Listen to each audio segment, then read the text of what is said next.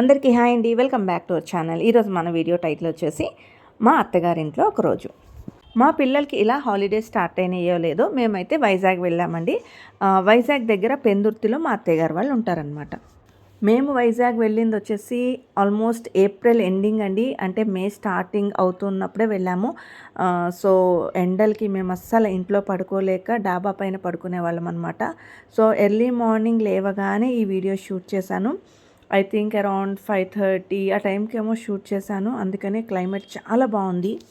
ఇంట్లో ఎంత వేడిగా ఉన్నా సరే డాబా పైన మాత్రం చాలా చల్లగా ఉండేదన్నమాట. 5 అయినా 5:30 అయినా 6 అయినా సరే ఎప్పుడు మెలకువ వస్తే అప్పుడు ఒక 10 to 15 మినిట్స్ ఇలా నేచర్ని కాసేపు ఎంజాయ్ చేసి తర్వాత కిందకైతే వెళ్ళేదాన్ని అనమాట. హాలిడేస్కి అందరం కలిసాం కాబట్టి ఇంట్లో ఎన్నో పనులు ఉంటాయి. సో అవి కూడా షేర్ చేసుకోవాలి కాబట్టి నేను మెలకువ రాగానే కింద ఇంట్లోకి అయితే వెళ్ళిపోయేదాన్ని.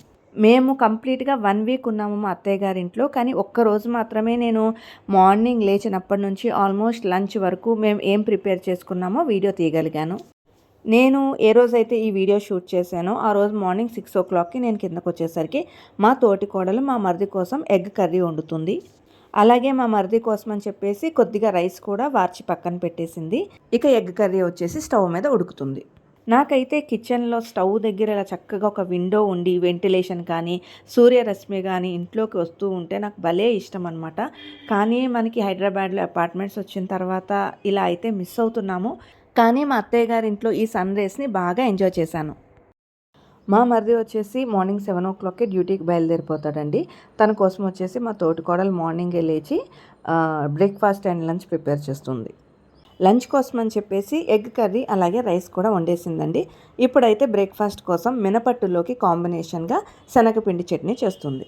ఏ మాటకి ఆ మాట చెప్పాలండి. మా తోటికోడలు వచ్చేసి సూపర్ ఫాస్ట్ ఎక్స్ప్రెస్ అనమాట. అన్ని పనులు ఒక్క చేతిన చాలా ఫాస్ట్గా చేయగలదు. మా తోటికోడలికి వాళ్ళ ఇంట్లో చిన్నప్పటి నుంచి కూడా ఇంటి పని వంట పని బాగా అలవాటు అంటండి. ఎంతమంది వచ్చినా కూడా తను చాలా ఫాస్ట్గా చేసేయగలదు. అంతేకాకుండా తనకి వంట చేసి అందరికీ పెట్టడం కూడా చాలా ఇష్టం అంట. మీరైతే తను చేసే వంటలు చూసేయండి. ఈలోపు నేను కొన్ని విషయాలు మీతో షేర్ చేసుకుంటాను. మన పాత రోజుల్లో అయితే ఫ్యామిలీ రిలేషన్స్ చాలా బాగుండేవండి. కానీ ఇప్పుడు అయితే అస్సలు బాగోలేదన్నమాట. అంటే నేను చూసిన కొన్ని ఫ్యామిలీస్ని దృష్టిలో పెట్టుకొని ఈ విషయాలు మీతో షేర్ చేస్తున్నాను. పాత రోజుల్లో అయితే కుటుంబాల్లో ఎన్ని గొడవలున్నా ఎన్ని మనస్పర్ధలున్నా ఒకరికొకరు సర్దుకొని అవి ఇంట్లో మటుకు 4 గోడల మధ్య ఉండేవి.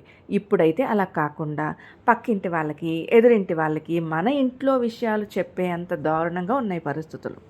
మన ఇంటి విషయాలు మన ఇంట్లో వాళ్ళ మీద నెగిటివ్గా బయట వాళ్ళకి చెప్తే మనమే లోకువవుతాం కదా, మన ఫ్యామిలీ చాలా తక్కువైపోతుంది అనే ఆలోచన ఇప్పుడు చాలామందికి ఉండట్లేదండి. ఇప్పటి మనుషులు ఎలా ఉన్నారంటే అన్నని లేదు, వదినని లేదు, అక్కని లేదు, బావగారని లేదు, ఆడపడుచని లేదు, అత్తగారు మామగారు అమ్మ నాన్న ఇలా ఏ రిలేషన్కి వాల్యూలు ఇచ్చుకోకుండా ఉన్నారండి కొన్ని కుటుంబాల్లో. ఒకరినొకరు నువ్వెంత నేనెంత అని చాలా దారుణంగా మాట్లాడుకునే వాళ్ళు కూడా ఉన్నారు. అలా కాకుండా వీళ్ళు కూడా మన ఫ్యామిలీయే కదా, ఒక మాట అంటే ఏమైపోయింది, మనం కొంచెం వెనక్కి తగ్గుదాము అని ఆలోచించుకుంటేనండి చాలా కుటుంబాలు కలిసి ఉంటాయండి. టెక్నాలజీ పెరిగే కొద్దీ మనుషుల్లో ఆప్యాయతలు అనురాగాలు తగ్గిపోయి అసూయలు అపోహలు పెరిగిపోతున్నాయి. మనం అవతలి వాళ్ళని ఎన్ని మాటలన్నా సరే అవతలి వాళ్ళు మనల్ని ఒక్క మాట అనట్లేదు అంటే అది మన రిలేషన్కి మనకి వాళ్ళు ఇస్తున్న వాల్యూ అని గుర్తించాలి. అంతేగాని అవతల వాళ్ళని చేతకాని వాళ్ళగా లెక్క కట్టకూడదు. నేను కొన్ని కుటుంబాలను చూశాను కాబట్టి ఈ వీడియో చూసైనా కొందరైనా మారతారని ఈ విశేషాలను మీతో షేర్ చేశాను. ఇక ఈ విషయాల్ని కాసేపు పక్కన పెట్టేసి ఇక మా ఇంట్లో ఆ రోజు ఏం చేశామనేది చూపించబోతున్నాను. ఒక పక్కన బ్రేక్ఫాస్ట్ ప్రిపేర్ చేస్తూనే ఇంకొక పక్కన మా మరిది కోసం లంచ్ ప్యాక్ చేస్తుంది. డైలీ కూడా మా తోటికోడలు ఇదే చేస్తుందంటండి. ముందైతే లేవగానే మా మరిదికి బాక్స్ పెట్టి పంపించేసిన తర్వాత మళ్ళీ ఇంట్లో వాళ్ళ కోసం బ్రేక్ఫాస్ట్ అలాగే లంచ్ ప్రిపేర్ చేస్తుందంట.